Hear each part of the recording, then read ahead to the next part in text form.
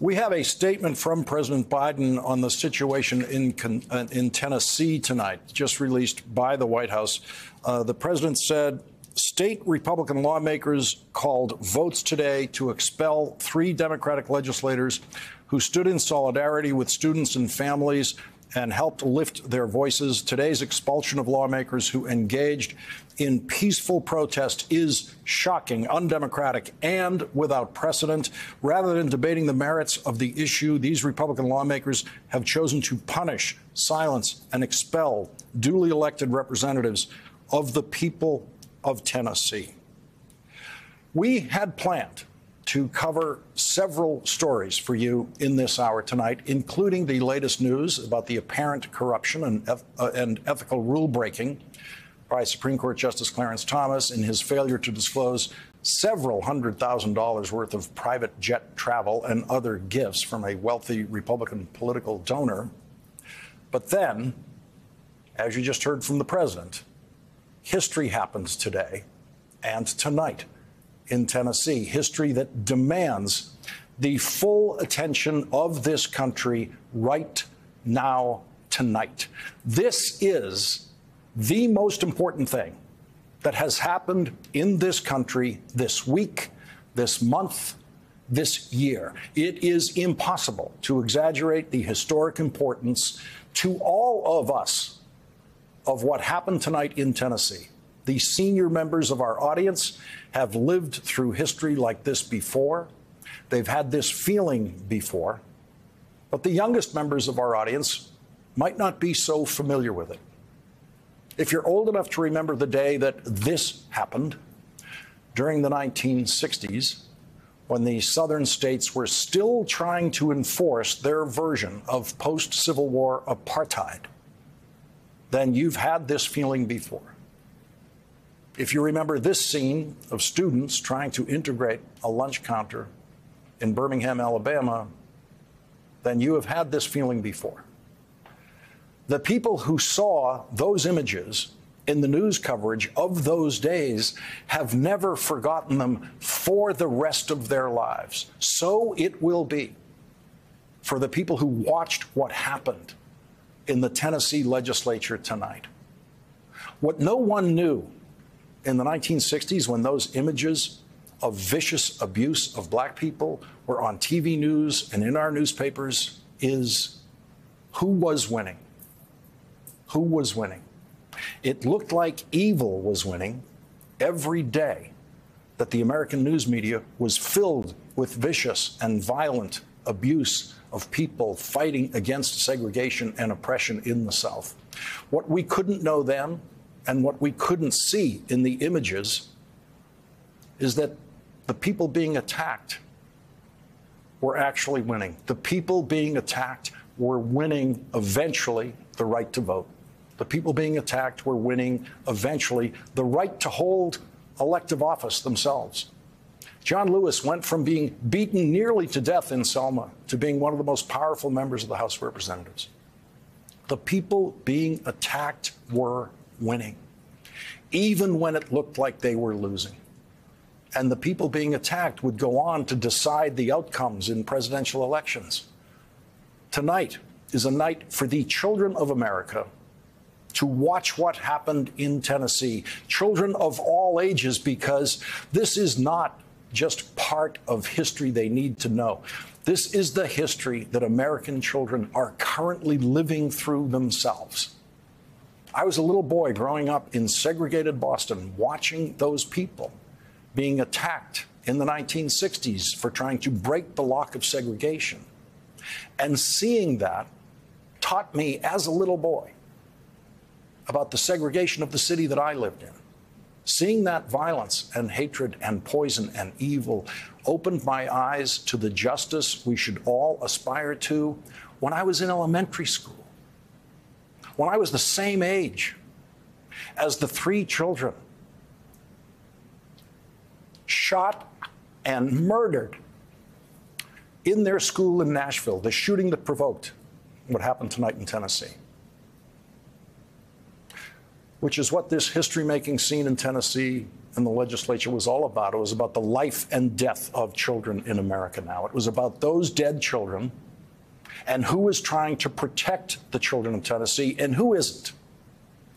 When you are in the middle of living history like this, you owe it to yourself to stop what you're doing, to stop what you're thinking and pay attention to that history and allow yourself to feel that history, because it is the feelings that you open yourself to in historic outbursts of uniquely American evil like this that will guide you in how you think and feel about justice for the rest of your life. And there is no age too young to be exposed to the history made in Tennessee tonight, because there is no age too young in this country for a child's head to be blown off by an AR-15 in an American classroom. It's happened in kindergartens in this country. And it is never too late in life to open your heart in moments of stunning moral clarity, the kind that America faces tonight. Tennessee has much to be ashamed of in its history. The Tennessee legislature, housed in a building built by slaves, has hundreds of years of shame in its history. The Tennessee legislature never expelled a single member of the Ku Klux Klan from that legislature. The Tennessee legislature never did anything about the hundreds of lynchings of black people that occurred in the state of Tennessee. They never did a thing about that. When you have a history like Tennessee's, your state has an obligation to try harder. The state of Tennessee, as a state, officially committed treason against the United States of America. The state of Tennessee waged war against the United States of America. There is a lot to be ashamed of in the history of the state of Tennessee. The state of Tennessee was never going to end slavery. The state of Tennessee was never going to allow black people to vote. It took the United States of America to force the state of Tennessee to do those things at gunpoint. And in a state where gun violence changed the course of American history, Tennessee owes this country proof that it is trying harder. In Tennessee, the state where the Reverend Dr. Martin Luther King Jr. was assassinated and changed the course of history, Tennessee took its place again tonight in delivering political assassinations to 2 black members of the Tennessee legislature, while at the very same time, they voted not to punish in any way a white member of the legislature for doing exactly what the 2 black members did. The racists in the Tennessee legislature could not have screamed their hatred more loudly and clearly than they did with their silent, cowardly votes. I was very lucky when I was a little kid watching television news and having Martin Luther King explain to me what I was seeing in the news footage from Alabama and Mississippi and elsewhere. America was lucky to have Martin Luther King guiding us through that period, and America is lucky tonight that the people the racist Republican Tennessee legislature attacked and expelled are the most noble and wise guides we could possibly have to the history that unfolded in Tennessee tonight.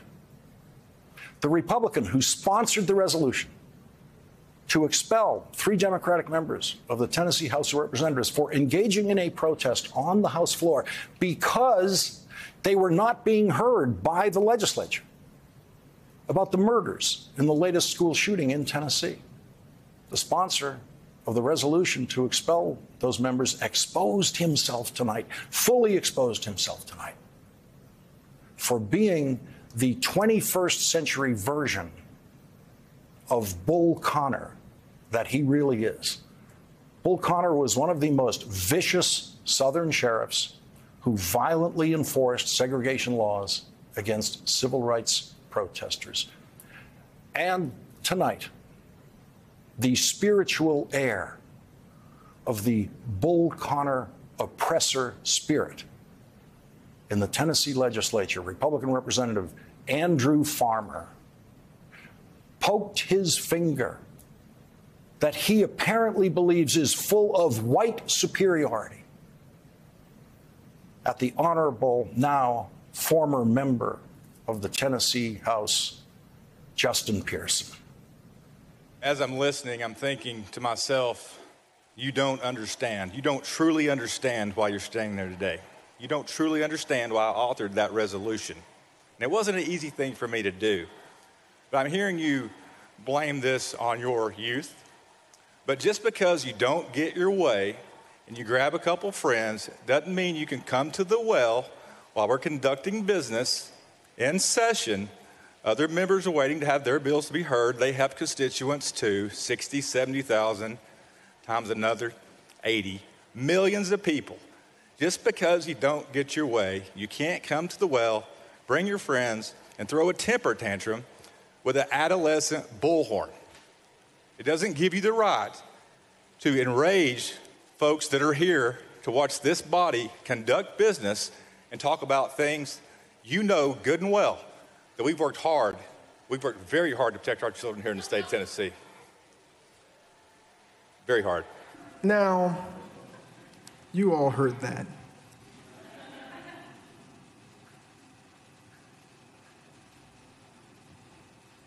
How many of you would want to be spoken to that way?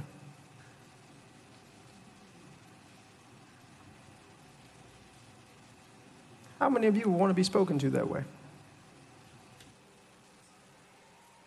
We're not talking about politics. We're not talking about even gun violence. How many of you would want to be spoken to that way?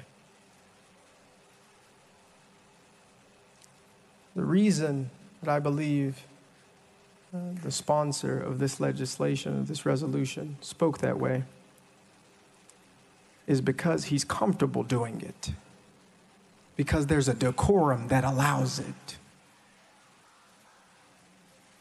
There's a decorum that allows you to belittle people. We didn't belittle nobody. What we said was that we cannot be beholden to gun lobbyists, to the NRA. We can't be beholden to organizations that don't want to see us make progress on gun violence. We can't be beholden to folks who don't want to see us help save our communities and protect them. But there's something else I think that the sponsor of this resolution has alluded to, and there were a few things here that you said that I want to address. He called a peaceful protest a temper tantrum. Is what's happening outside these doors by Tennesseans who want to see change a temper tantrum? It's Sarah, whose son Noah was at the Covenant School. He survived. He's 5 years old. And she showed up here demanding that we do something about gun violence. Is that a temper tantrum? Is elevating our voices for justice or change a temper tantrum? But there's something in the decorum of this body that makes it okay to say that folks who are exercising their First Amendment rights to speak up for the hundreds of thousands of people collectively that we represent. There's something in the decorum of this body that says it's okay to call that a temper tantrum, to call people we disagree with on the issues, to say that all they want is attention. But I'll tell you what, I don't personally want attention. What I want is attention on the issue of gun violence. But instead, we're here with a resolution you put up talking about expelling me for advocating for ending gun violence in the state of Tennessee. I'd much rather be talking with you about legislation to protect Shelby County and to protect our communities than talking about why we don't deserve to have our representation lost because we came to the well of this House saying we've got to do something. The white Republican men of the Tennessee legislature believed they had much to teach the two black men who they've decided to expel. One of the white Republican men told Representative Pearson, it's not about the rules. And that was the only true thing a Republican said tonight. It clearly was not about the rules because according to the rules of the Tennessee legislature, no one in the history of the legislature had ever been expelled for issues of what they're calling decorum. They've only been expelled for being found guilty of crimes.